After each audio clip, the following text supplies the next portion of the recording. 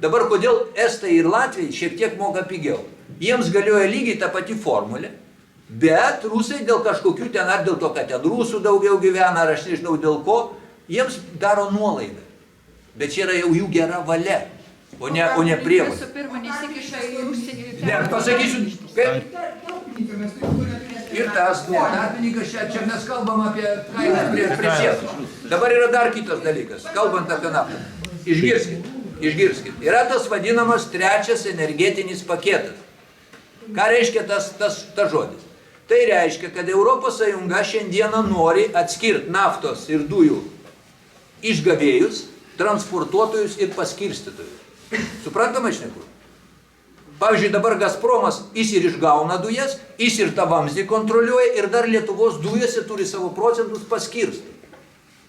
Europos Sąjunga nori, kad viso tai būtų atskirta. Rusai nesuinteresuoti su to. Ir dabar žiūrėkit, kas gaunasi. Latvijai ir Estai šitą trečią energetikos paketą neverčia rusus priimti, o lietuviai verčia. Ir dėl to susidaro konfliktinė situacija.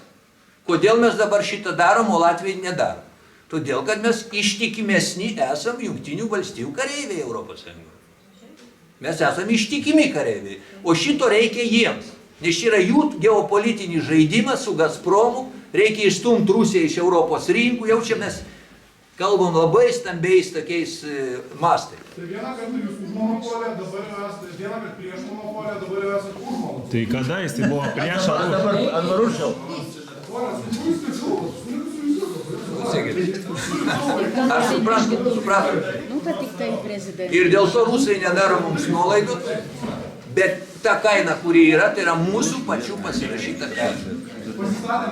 Čia ne jų yra iš dangaus paimta kaina. Jinai galioja iki 15 metų, jinai va dabar šitas sutartis baigėsi, reikės perti. Dabar aš jums pasakysiu, kodėl, sakykime, dabar įstrigo tą naujas derybas, dėl 40% nuolaidos, kur sakė Butkevičius, ar ne? Aš čia negaliu pasakyti 100%, bet turiu įtarimą.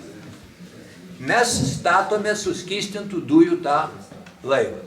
Jau pastatėm? Jau pastatėm. Tai mes, aišku, esam pasirašę sutartį, kad išpirksim jo kainą. Ir dabar žiūrėkit, kas gali atsitikti. Paaiškės, kad šitos dujos kainuos gerokai brangiau negu tą, ką Gazpromas siūlo. Tai be abejo, taip yra. Ir kaip atrodys visi šitie, kurie visą šitą suorganizavo. Ir iš jų interesas pasidaro nesusitart su Gazpromu. Dabar aš jums pasakysiu, kas atsitiko Lenkijoje. Lenkai lygiai tokiu pačiu keliu ėjo ir su Kataru buvo sutarę statyti šitą suskystintų dujų terminalą, irgi tikėjusi gauti pigiau dujas. Rezultatas dujos yra beveik dvigubai brangesnės negu tas, kurias gauna iš Rusijos. Lenkai nebežino, ką daryti. O sutartis pasirašyta. A ką Rolandai dėl atominės naujos nuomonė? Nu, žiūrėkit, dėl naujos atominės elektrinės. Su ją bus lygiai taip pat, kaip su to laivu. Kadangi pinigai bus skolinti, pinigai ne mūsų, vadinasi tie, kurie ją statys, mes su jais pasirašysim sutartį, kad išpirksim kainą už tokį ir tarą elektrą už tokį ir tokią kainą. Tai bus. Litas turi būti už kilovatvalandę palei naują atominę. Nu, va matot. Ir dabar žiūrėkit, kas atsitiks rezultate. Baltarusijoje stovės atominės, kurios pardavinės elektrą ten gerokai pigiau. Čia stovės Karaliaučiaus srity pigiau. Lenkijoje stovės pigiau. O mes būsim priversti pirkti brangiai, nes būsim įsipareigoję va tiems, kurie pastatė. Panaši situacija buvo Smetonos laikais su švedų elektrinė Kaune. Ir su švedų degtukais. Jo, buvo vadinamas švedų monopolis Lietuvoje. Lietuva pasirašė sutartį su švedais, kad pirk švediškus degtukus. Ir lietuvis, atvykdamas iš Europos, negalėjo atsivežti degtukų dėžutės. Jis turėjo pirkti tik švedų degtukus pagamintus Lietuvoje. Ir Lietuva gyveno tokia keistoj situacija. Tai panašiai būtų su atominė elektrinė. Va dėl to aš esu prieš. Kitas daiktas, kad aš būčiau už tai, kad jeigu dar tai Ignalina nesugriauta, jie reikia toj pat paleisti vėl.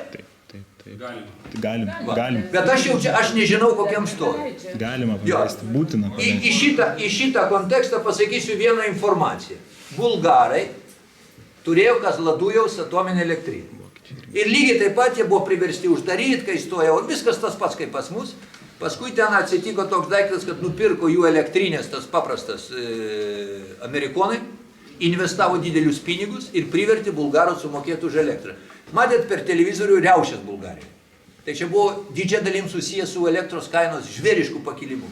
Ir nematydami, kaip išspręs problemus, va čia prieš porą savaičių į Bulgarijos Seimą yra pateiktas įstatymo projektas pradėti vėl Kazladujaus elektrinės darbą. Kuo baigsis, nežinau, ten svarstymo stadija.